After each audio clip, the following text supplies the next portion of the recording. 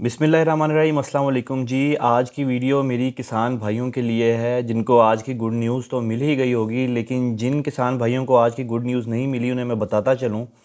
कि पंजाब हुकूमत ने किसानों के लिए फ्री सोलर वाटर पंप जो हैं उसका ऐलान किया है कि तमाम किसानों को जो पंजाब में हैं उनको फ्री सोलर वाटर पंप दिया जाएगा। और इसकी जो उन्होंने क्राइटेरिया बनाया है वो क्राइटेरिया ये है कि जो किसान भाई हमारे जिनकी ज़मीन जो है वो 12 एकड़ से कम है, सिर्फ़ उनको दिया जाएगा पहले मरहले में। और बाद में किस किस को दिया जाता है ये तो बाद में ही देखेंगे, लेकिन फ़िलहाल जो अनाउंसमेंट हुई है और हुकूमत ने, पंजाब हुकूमत ने इसका ऐलान किया है वो सिर्फ़ 12 एकड़ की जिनकी ज़मीन है, 12 एकड़ या 12 एकड़ से जिनकी ज़मीन कम होगी, तो उनको पंजाब हुकूमत जो है वो फ्री सोलर वाटर पंप दे रही है। अब ये फ्री सोलर वाटर पंप के हवाले से जब मैंने अपने फ़ेसबुक पे पोस्ट लगाई थी अपने किसान भाइयों के लिए, तो एक भाई ने वहाँ पे कमेंट किया था कि क्या ये सोलर पंप ही होगा या जो है वो इसके साथ सोलर की प्लेटें भी होंगी।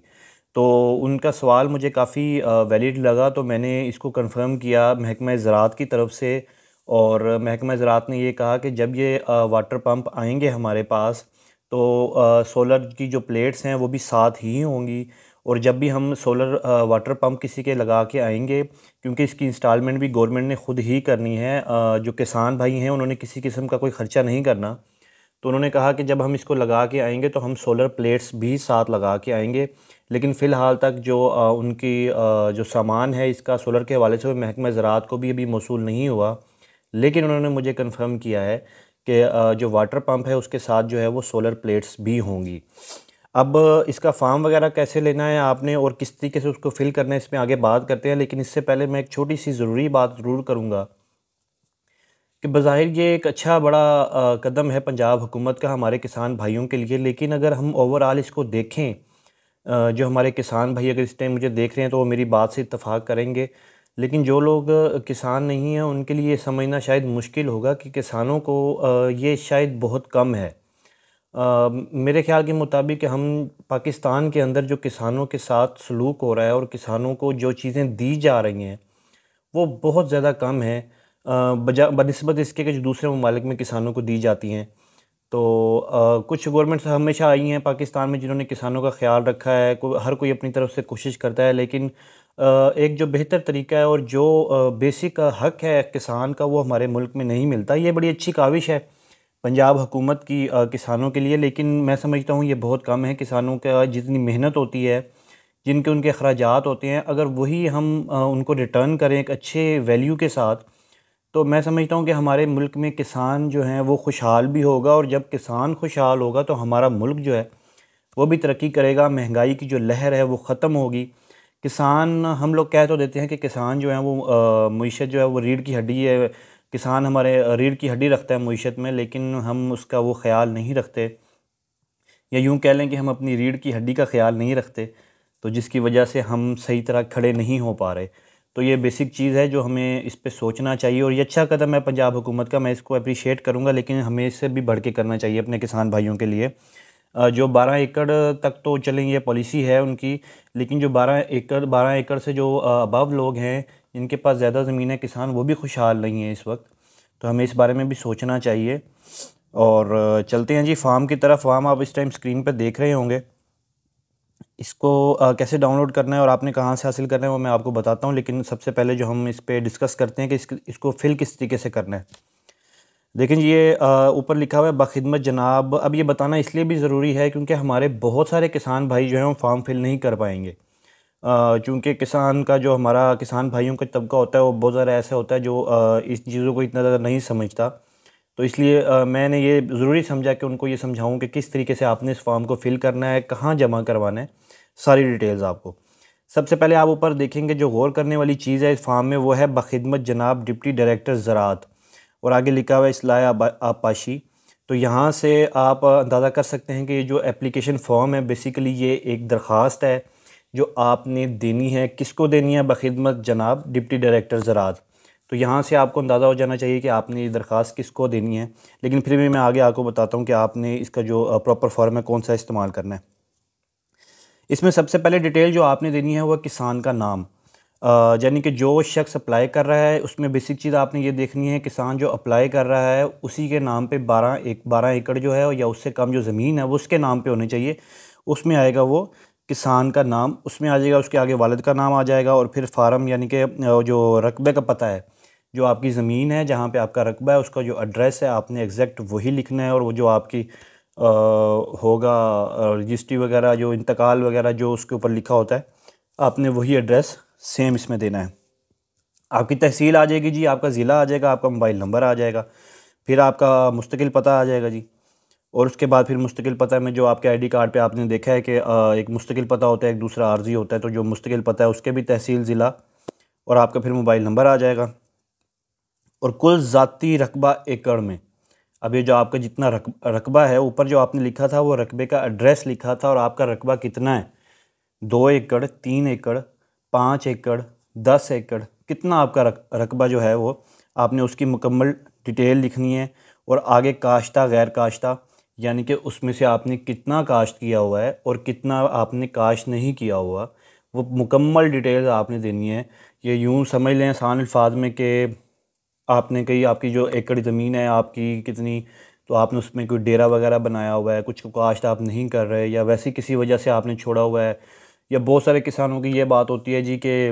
उधर पानी नहीं आता तो वहाँ पे आप काश्त कर ही नहीं सकते, तो वो आपका छोड़ा हुआ रकबा जो है वो शुमार होगा। तो आपने जो उस रकबे को जो है वो गैर काश्ता में लिख देना है, और जो चीज़ आपने काश्त किया जितने रकबे के ऊपर वो आप लिख देंगे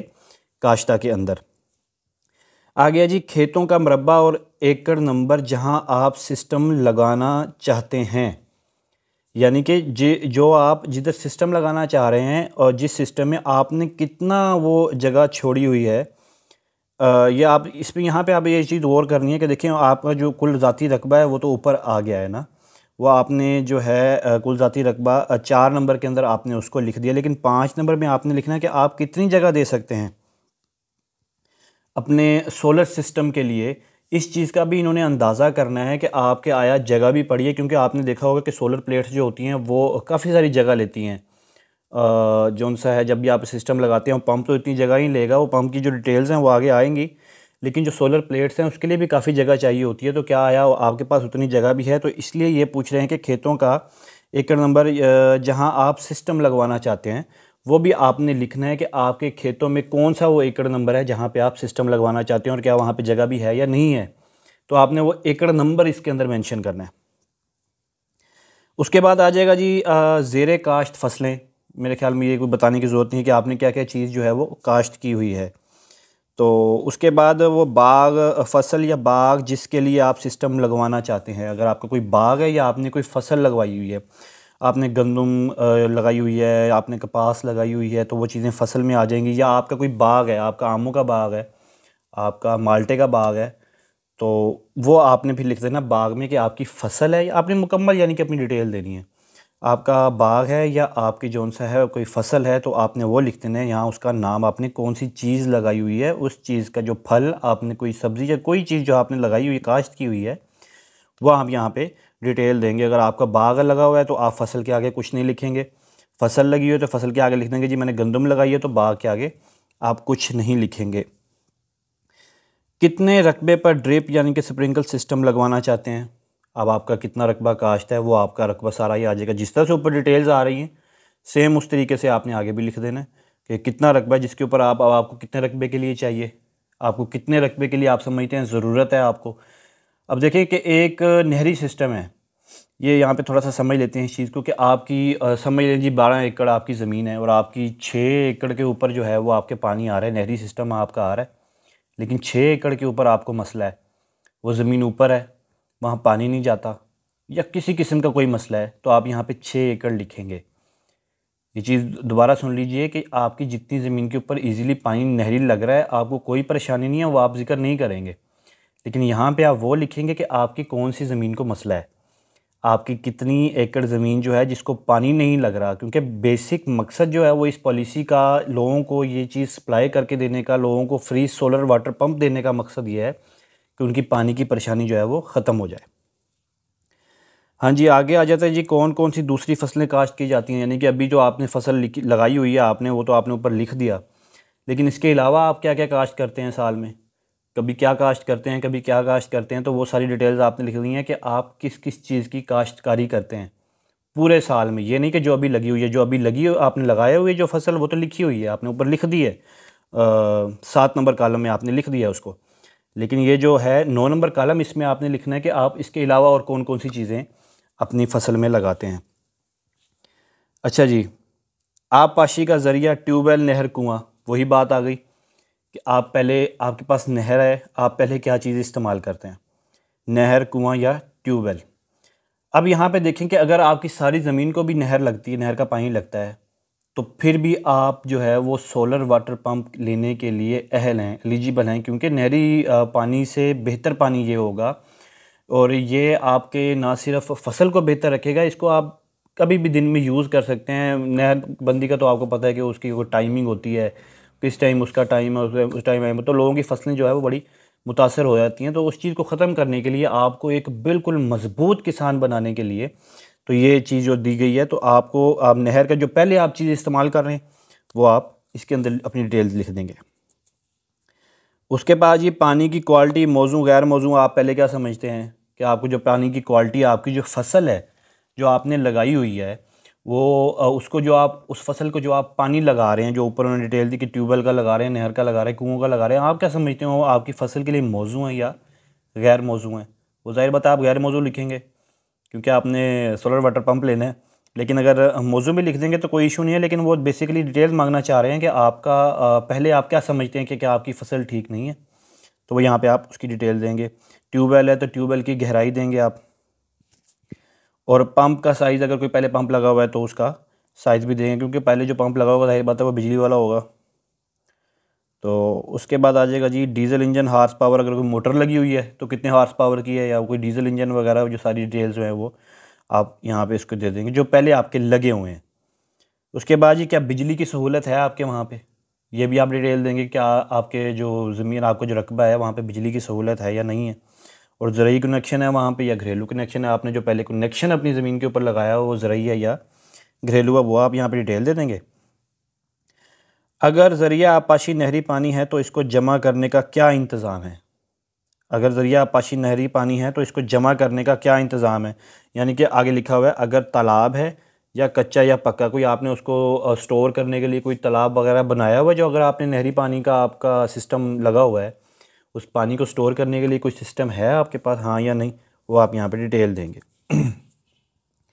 उसके बाद ये पैमाइश आ जाएगी, लंबाई, चौड़ाई और गहराई, जो आपने उसको स्टोर करने के लिए जो सिस्टम लगाया हुआ है, या जिसको हम किसान भाई अपने खाला कहते हैं मेरे ख्याल में, उसकी इनके अल्फाज में खाला, जो हमारे किसान भाई हैं उसको खाला का लफ्ज़ इस्तेमाल करते हैं, वो तो जो खाला जो है वो उसकी लंबाई, चौड़ाई और उसकी गहराई, वो सारी आपने डिटेल्स देनी है। और उसके बाद आ जाएगा सोलर सिस्टम लगवाने के लिए कितना रकबा दस्तयाब है, अब आप अपनी ज़मीन में से कितना रकबा देना चाहते हैं कि वो रकबा जो है वो मेरी सोलर के लिए। अब ये जो सोलर पंप है मेरे ख़्याल के मुताबिक शायद ये 5 मरले या 6 मरले की जगह पे आपका लगेगा, तो आप इसके लिए कितना वक्फ़ कर सकते हैं कि आपके पास वो जगह है, आपके डेरे में जो आपने अपनी ज़मीन पर डेरा बनाया हुआ है, या कोई साथ आस पास जगह है। और ये चीज़ ध्यान में रखिएगा कि जो जगह आपने अपने सोलर पंप के लिए लगवानी है वो 4 दीवारी होनी चाहिए। वो तो आपके लगा देंगे आके सोलर पंप, जहाँ पे आप कहेंगे, जहाँ क्या इजी लगता होगा, लेकिन मैं आपको ये मशवरा दे रहा हूँ कि वहाँ पे लगवाएं जो 4 दीवारी हो। प्लेटें भी चोरी हो जाती हैं मेरे भाई, लोग चीज़ें उठा के ले जाते हैं, तो ये चीज़ें आपकी उसकी सेफ्टी के लिए है कि जहाँ पे भी आपने सोलर प्लेट लगवानी है वो जगह सेफ़ होनी चाहिए, क्योंकि उस सोलर प्लेट के साथ एक इन्वर्टर लगेगा, इन्वर्टर से जो है वो आपके सोलर पंप के अंदर बिजली जाएगी, तो वो चीज़ें बड़ी महंगी होती हैं, तो उसकी सेफ्टी के लिए आपको पूरा इंतज़ाम करना पड़ेगा। आगे लिख देना जी, आपने इजाफी मालूमात आप कुछ देना चाहते हैं, ऐसी मालूमात जो इसके अंदर डिटेल्स नहीं है, फार्म में आपसे नहीं पूछा गया, लेकिन आप वो चाहते हैं कि मैं इस चीज़ के बारे में भी ज़रूर बताऊं, क्योंकि आपका मकसद ये होना चाहिए कि आपने अपनी इस एप्लीकेशन को मजबूत करना है, ताकि आपकी एप्लीकेशन रिजेक्ट ना हो, एक्सेप्ट हो, और आपको जो है वो सोलर पंप अलॉट किया जाए। तो इसलिए आपने उसको मजबूत करने के लिए आप जितनी डिटेल्स दे सकते हैं दें, और अगर आपको लगता है कि कोई आपकी ऐसी इन्फॉर्मेशन है जो आपकी एप्लीकेशन को मजबूत बना सकती है, आपकी दरख्वास्त को मजबूत बना सकती है, लेकिन उसका तो कॉलम ही इसके अंदर नहीं है, तो आपने फिर वो 19 नंबर में जाके उसको लिखना है और आपने साथ अपना आईडी कार्ड का जो नंबर है वो लिख देना है और दस्तखत या निशान अंगूठा जो आप लोग इस चीज़ को इस्तेमाल करते हैं वो आपने लगा देना है। दूसरी कापी जब आप इस वक्त स्क्रीन के ऊपर देख रहे हैं ये बेसिकली बयानी हल्फ़ी की है। आपने जब अपनी एप्लीकेशन देनी है तो उसके साथ आपने बयानी हल्फ़ी भी देना है ताकि जो हमारा एक कानूनी सिस्टम है उसको भी पूरा किया जा सके। उसके बाद मैं आपको एक और बात बता दूं कि जो लोग ज़राअत के दफ़्तर जाते रहते हैं, किसान भाइयों को तो जाते रहते होंगे वहाँ पे, तो ज़राअत के दफ़्तर से आपको इसका फ़ॉर्म मिलेगा। उसके अलावा जो आप इस फ़ॉर्म को अगर गौर से देखेंगे तो इस फ़ॉर्म के ऊपर जो है वो किसी किस्म का कोई रजिस्ट्रेशन नंबर नहीं लगा होगा। इसका मतलब ये होता है कि रजिस्ट्रेशन नंबर का मतलब ये होता है कि अगर रजिस्ट्रेशन नंबर लगा हुआ है तो ये उसका कोई रिकॉर्ड होता है और उसकी कोई फ़ीस होती है ताकि वो फ़ॉर्म आगे पीछे ना हो जाए। तो इसलिए रजिस्ट्रेशन नंबर हर किसी बहुत सारे फ़ॉर्म के ऊपर आपने देखा होगा, लेकिन इसके ऊपर रजिस्ट्रेशन नंबर नहीं है, जिसका मकसद ये है, जिसका मतलब ये बनता है कि आप इसकी फ़ोटोकॉपी भी इस्तेमाल कर सकते हैं। जो आप स्क्रीन पे देख रहे हैं इसको आप ये जो फेसबुक पे इजीली अवेलेबल है, मैं भी इसको अपने लगा दूंगा और अगर कोई मुझे इससे लिंक मिलता है किसी जगह पे जहाँ ये पड़ा होगा या मैं किसी जगह पे इसको पोस्ट करके नीचे डिस्क्रिप्शन में दे दूंगा। अगर किसी भाई को परेशानी आ रही है तो वो मेरे फेसबुक अकाउंट से भी इसको देख सकते हैं या वो इस वीडियो के नीचे कमेंट कर दे, मैं उसकी हेल्प कर दूँगा इस फॉर्म को हासिल करने के लिए। लेकिन ये फ़ार्म आप इसकी फ़ोटोकॉपी भी चला सकते हैं, यानी कि इसकी अगर आपने कॉपी करवाई है किसी भी प्रिंट वाले से जाके या अपने मोबाइल में आपने सेव की और आप किसी कंप्यूटर वाले के पास चले जाएँ, जो मेरे किसान भाई हैं, मेरे भोले भाई, वो नहीं जानते इन चीज़ों को, तो वो अपने मोबाइल में इसको सेव कर लेंगे। या फिर आप वैसे ही कंप्यूटर वाले के पास जाके कहें जो फेसबुक पे आज का फॉर्म चल रहा है जी सोलर वाला, वो हमें दे दें।